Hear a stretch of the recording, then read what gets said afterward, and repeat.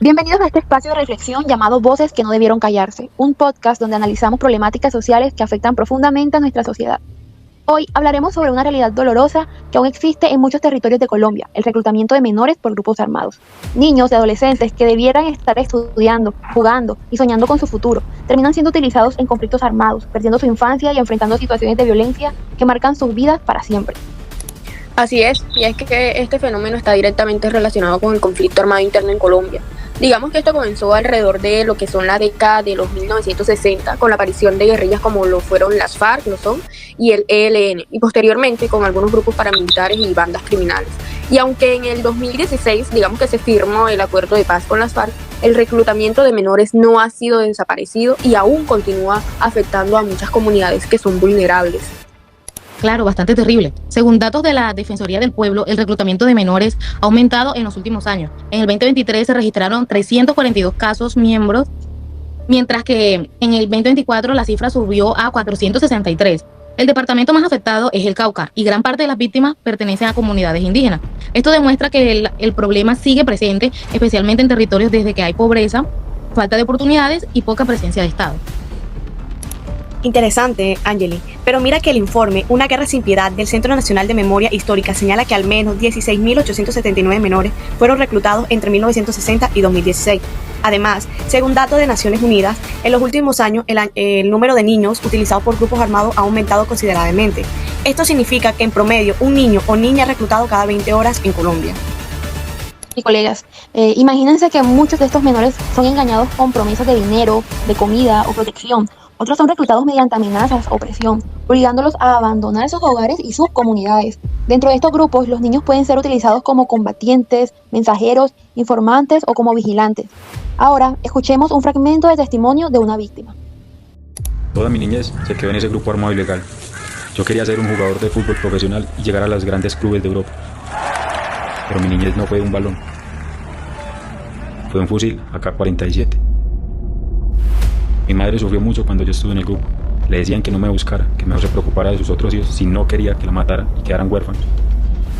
Me capturó el ejército en los Llanos Orientales el 28 de mayo de 2004, el día de mi cumpleaños 17. 5 años exactos después de mi reclutamiento, me llevaron a la ciudad de Bogotá. A los 18 años llamé a mi madre y hermanos y fue una alegría para ellos saber que yo estaba vivo, pero dejé de visitar a mi familia por varios años por cuestiones de seguridad. Bueno, y como veíamos, en palabras de uno de los menores reclutados, decía: si no aprendes a disparar, te mueres. El reclutamiento nos arranca de todo y nos esclaviza, se expresaba él. También decía: nos dijeron que allá tendríamos comida y que seríamos importantes, pero después entendí que no podía salir. Si intentábamos escapar, nos castigaban. Algunos compañeros fueron asesinados por intentar huir. Esto es algo duro y desgarrador porque son relatos que nos muestran cómo los menores quedan atrapados en estructuras como la violencia. Bastante horrible. El reclutamiento genera graves consecuencias psicológicas y emocionales, entre ellas el trastorno de estrés postraumático, ansiedad y depresión, culpa por actos cometidos bajo presión, desensibilización frente a la violencia prácticamente, donde muchos menores también son obligados a presenciar o cometer actos bastante violentos, lo que deja secuelas emocionales bastante profundas. Sí, y teniendo en cuenta esto que mencionas, Angeli, también ocurre algo llamado normalización de la violencia, donde el menor comienza a ver la agresión como algo cotidiano para poder sobrevivir. Y esto dificulta su reintegración a la sociedad, por lo que necesitan apoyo psicológico, educación y un entorno seguro, para que así puedan reconstruir su proyecto de vida. Esto es interesante, Francis, y muy fuerte. Además, hay que tener en cuenta que hay unas graves violaciones de los derechos humanos, entre ellos el derecho a la vida, el derecho a la integridad física y psicológica, el derecho a la educación, el derecho a la protección contra la violencia y la explotación, el derecho a la libertad y seguridad personal. Además, muchos menores también sufren violencias sexuales, desplazamiento forzado y desaparición. Teniendo en cuenta esto que me mencionas, María, es necesario también recalcar que aún existen tratados internacionales que prohíben el reclutamiento de menores, entre ellos la Convención sobre los Derechos del Niño, el Protocolo Facultativo sobre la Participación de Niños en Conflictos Armados, el Pacto Internacional de Derechos Civiles y Políticos, la Convención contra la Tortura y, por último, el Estatuto de Roma. Concuerdo contigo, Francis, y es que aquí en Colombia este delito también ha sido investigado por la Jurisdicción Especial para la Paz, que esta se encarga más que todo de analizar lo que es el reclutamiento de menores como el crimen dentro del conflicto armado, pero sin embargo aún existe lo que es una alta impunidad, ya que muchos de los casos no han sido denunciados e incluso no han sido documentados. Horrible, y aquí es donde la psicología jurídica juega un papel fundamental, ya que permite evaluar los daños psicológicos en las víctimas, brindar atención terapéutica, apoyar testimonios en procesos judiciales, diseñar programas de reintegración social, todo esto contribuyendo a la reparación y recuperación de los menores afectados.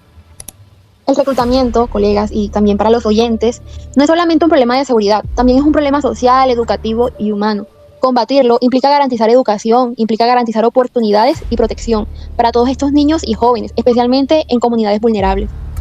Así es, Francis. Y es que los niños no deberían aprender sobre la guerra, sino más bien sobre sus sueños, su futuro e incluso sobre su libertad, que se considera lo más importante.